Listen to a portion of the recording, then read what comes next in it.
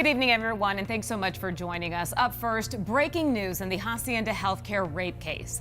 Right now, the 12 News I-team is tracking explosive new allegations from the family of an incapacitated woman who was impregnated while she was a patient at Hacienda Healthcare. In a story you'll only see right here on 12 News, the family is claiming, in a precursor to a lawsuit, that their daughter was repeatedly raped before she gave birth last December, and she may have been pregnant before. Team 12's Joe Dana joins us live from the Alert Center with a first look at these really sickening allegations. Joe? Yeah, Mark, you said it. This is a 60-page complaint. The news has devastated this family. I spoke with the attorney, John Michaels, today, who told me that this medical report suggesting that their daughter gave birth before came as just a complete surprise to them. They really don't know what to make of it, and they believe at a minimum she was severely abused over many years. Now, we obtained that notice of claim, and among the many disturbing allegations, there appear to have been missed opportunities to discover the abuse and the woman's pregnancy. The notice of claim states the victim was violently and repeatedly raped. A medical exam suggests she could have given birth before, citing previous scarring. The notice of claim says Hacienda documented at least 83 chances to diagnose her pregnancy. It also concluded the victim missed menstrual periods. A doctor saw her 10 times in her third trimester. Staff noted a large and hard mass in her abdomen 3 times, and that her abdomen was sticking out 24 times. They noted weight gain 8 times, and saw her feet and legs swelling at least 12 times. Nathan Sutherland has been charged for the rape based on DNA evidence from police. The notice also claims the victim mother requested female-only staff beginning in 2002, and that Hacienda assured her that directive was being carried out. Nonetheless, the notice claims Sutherland worked with the victim 1,000 times, including 800 times overnight when fewer people were working.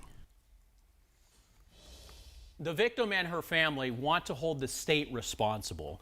They're claiming that the state of Arizona financed and condoned Hacienda's operations because it was an exclusive contractor with the state, and that it is, in the words of the claim, classic aiding and abetting, guys. So a lot of people have been talking about accountability for Hacienda, sure. But this claim is saying, no, this is a bigger problem that the state has as well.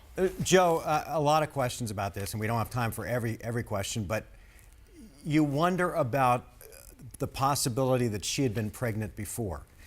When was she, do we know when this young woman was incapacitated? Could it have been before she went into long-term health care? No, so she was incapacitated at 2 or 3 years old. She had a seizure disorder. So there's no chance that the pregnancy that we're talking about right. happened before she was... Absolutely not. She's been in the care of Hacienda. As we know, she's quadriplegic, shows very few signs of life, so to speak, but we do know that she has senses. She can smell, she can sense music, and also can feel pain. And the suit is noting all of this. God, and it's so, just terrible. Yeah, that's part. As if this story wasn't bad enough before. Really, and there's a lot of anger right now at how insulated and possibly secretive this may have been going on. And Joe, it's been several months now that the victim's family has had the baby in their care. How are they doing?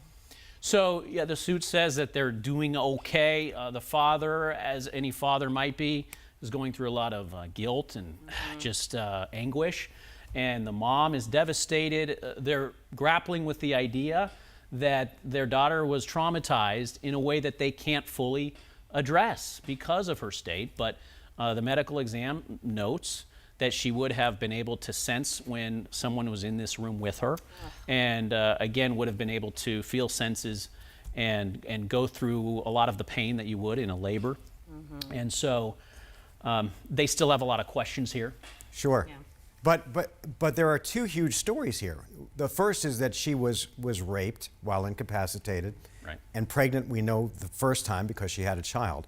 But the other story, the subtext here, is that there might have been a huge cover-up because someone had to know if she was pregnant before, and the family didn't know about it. Right, and the attorney says, look, they don't know. Maybe she could have been pregnant for a shorter amount of time.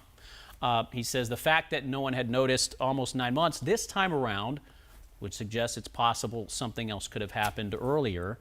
And you sense that they're not necessarily feeling they'll get those answers. Right. They just want justice moving forward. And so that's why they've filed this notice. We have not received a response yet from the state to this, by the way. But keep in mind, since 2002, the mom, in writing, said, I want a female-only caretaker for my daughter. Sure. Right. And she had the right to ask that. And it never happened. And yet this man, who is the suspect, was with her hundreds of times, many Right. times overnight and alone with And then her. we don't know if there are others involved. Obviously, with the first pregnancy, right? There could be many other people involved. If there was, right. Right, Yeah. there could be many other people involved. Yeah. All right, Joe, thank you so much for these breaking details on this story. If you have any tips about this story, you can reach the 12 News I-Team via email. That's at connect@12news.com. You can also find us on Facebook and on Twitter as well.